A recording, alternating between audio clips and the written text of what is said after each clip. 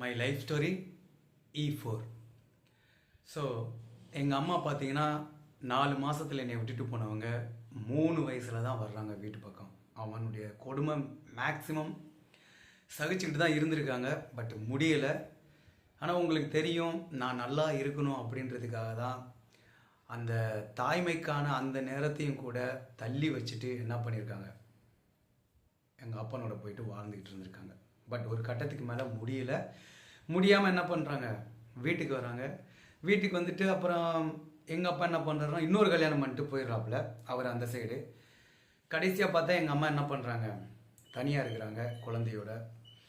அதுவும் இல்லாமல் அவங்க வீட்டு சைடு பார்த்தீங்கன்னா எங்கள் தாத்தா பாட்டி என்ன சொல்கிறாங்கன்னா, நீ இன்னும் சின்ன பொண்ணு தாம்மா, ஊர் சைடு வந்து ஒரு மாதிரியாக பேசுவாங்க அப்படின்னு சொல்லிட்டு அடுத்த ஒரு கல்யாணம் என்ன பண்ணுறாங்க, அரேஞ்ச் பண்ணுறாங்க.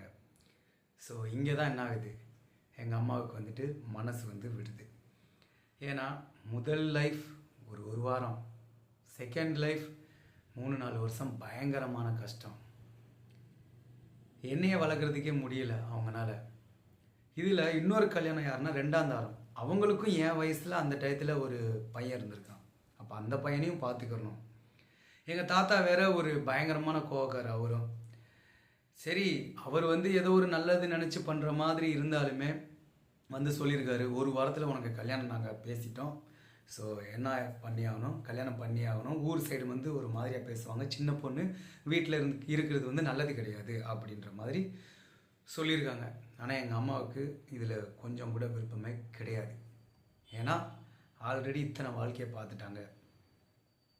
ஸோ இந்த மன விருத்தியில் தான் என்ன பண்ணாங்கன்னா, இதுக்கப்புறம் நான் வாழவே வேணாம், நான் மொத்தமாக போயிட்டேன்னா என் பிள்ளைய அட்லீஸ்ட் அவங்கனாச்சும் மொத்தமாக பார்த்துக்கிடுவாங்க அப்படின்ற ஒரு நிலைமையோ ஏதோ என்ன செஞ்சாங்க ஏது யோசிச்சாங்கன்னு தெரியாது.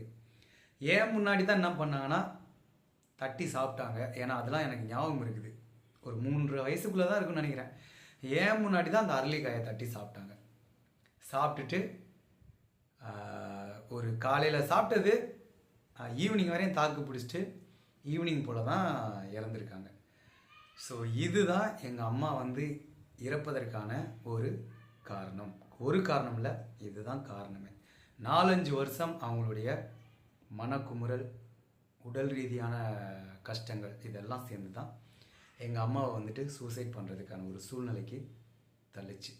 ஸோ இவ்வளோ தான் எங்கள் அம்மாவுடைய சாப்டர், இதோட முடிச்சாச்சு. அதுக்கப்புறம் என்னுடைய லைஃப் ஸ்டோரி உங்களுக்கு நான் அடுத்த வீடியோலேருந்து நான் சொல்கிறேன்.